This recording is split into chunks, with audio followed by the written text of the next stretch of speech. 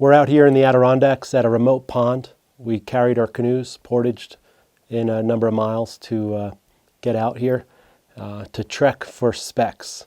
The specks are the speckled brook trout, the square tails, the native fish of the Adirondacks. And I just love coming out for trips, exploring these new areas to me. You know, there's over 3,000 ponds in this 6 million acre park. Park itself is bigger than Glacier, than Yellowstone, than the Grand Canyon, Yosemite combined. So there's a lot of land out here to explore. It's kind of endless. You go to one place and then you have an idea to go to another. And it's fun to find these waters and then troll around and try to find those brook trout. And there's a popular technique in the Adirondacks. It's over 100 years old.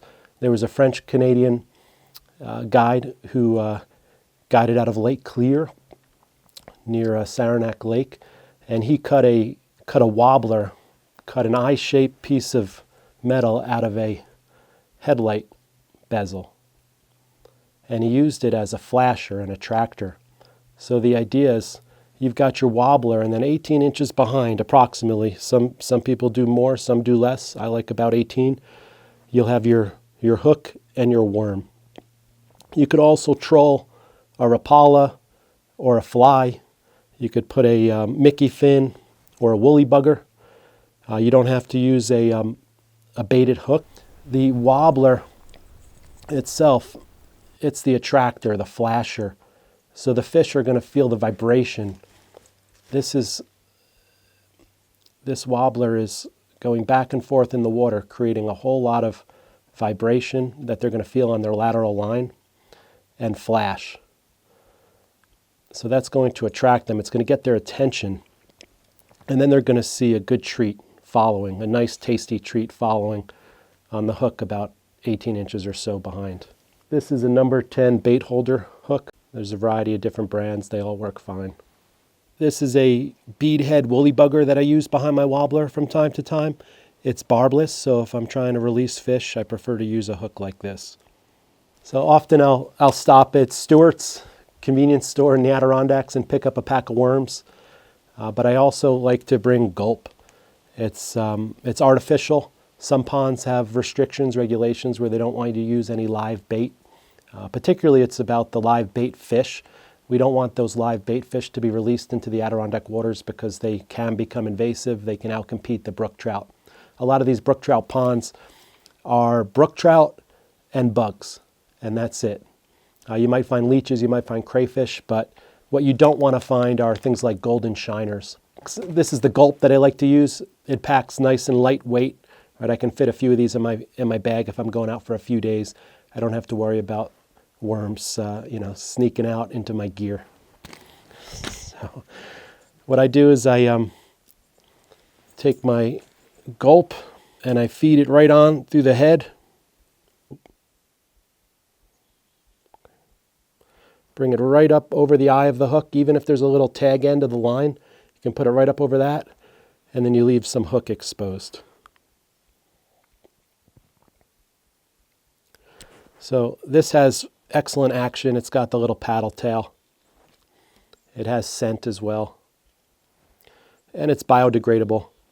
So it's not like some of those rubber worms that you might use for bass that sometimes will last quite a bit of time in the water.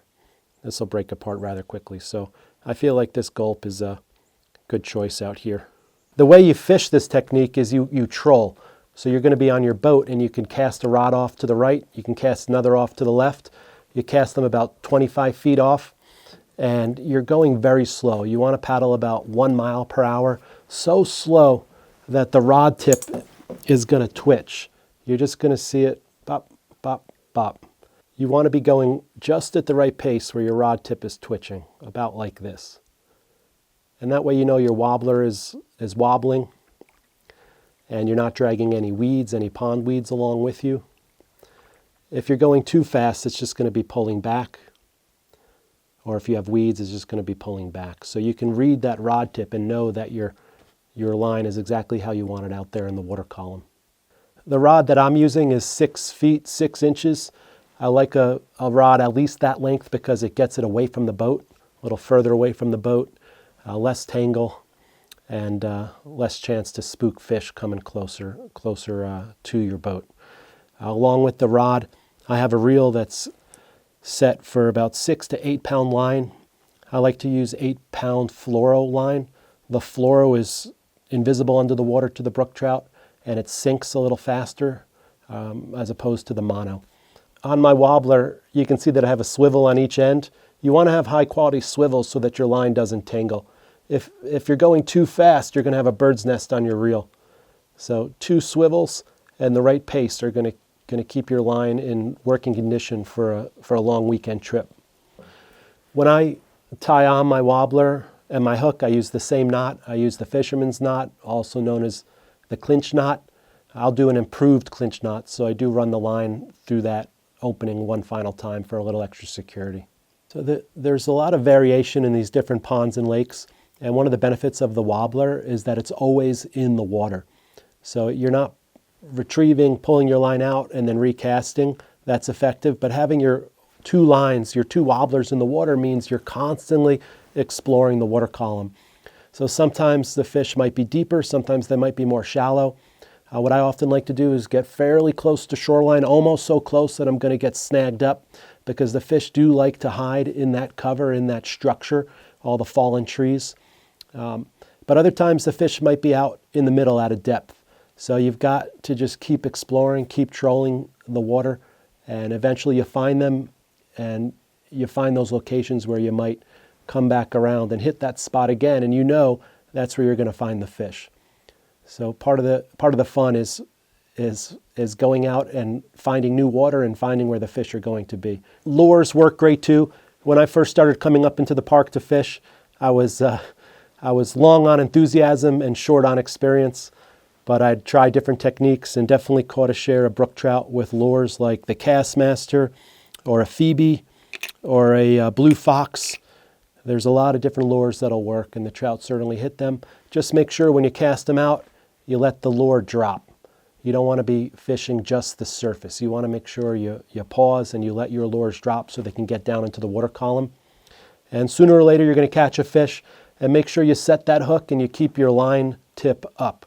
You want to make sure that you don't let that fish establish any slack, because if they do, they could spit the hook and give you the fin.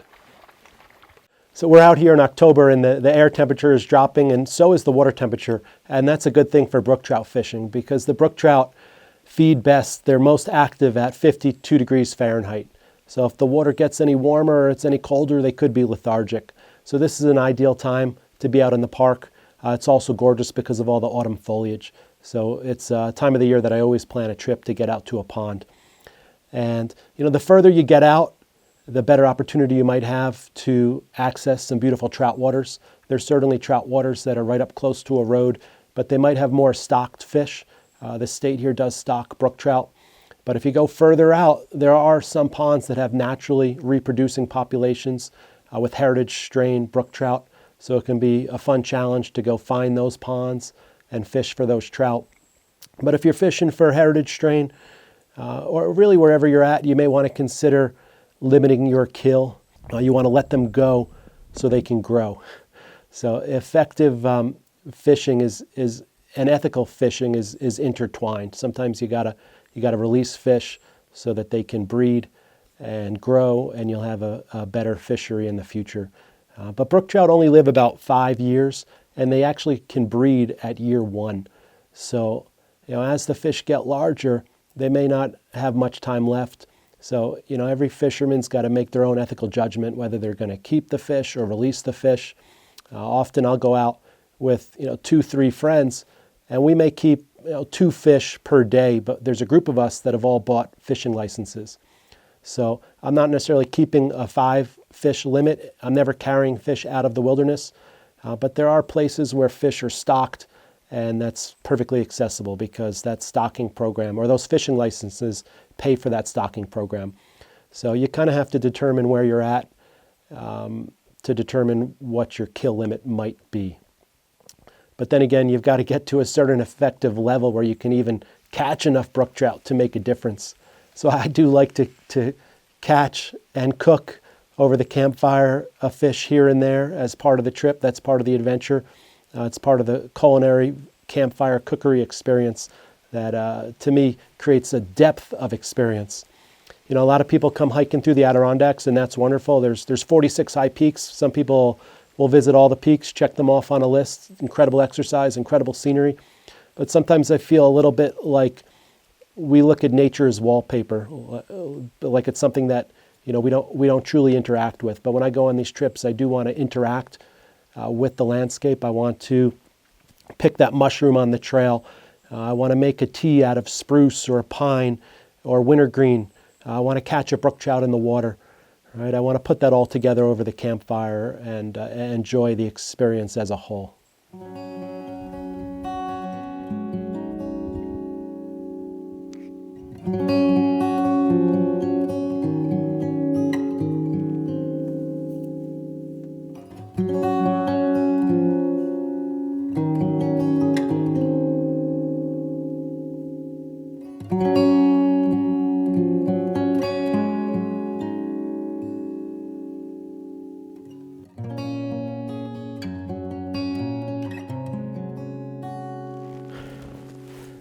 All right, we caught a brook trout that we're going to keep. We're going to cook it up.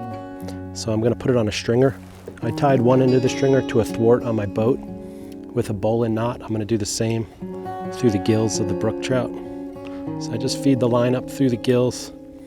And what I like to do is I make a loop, and the rabbit comes through the hole, around the tree, and back down the hole. That's a bowline. And now I know with confidence that it's secure. It's not going to swim off, but it's going to stay nice and fresh in the cold water.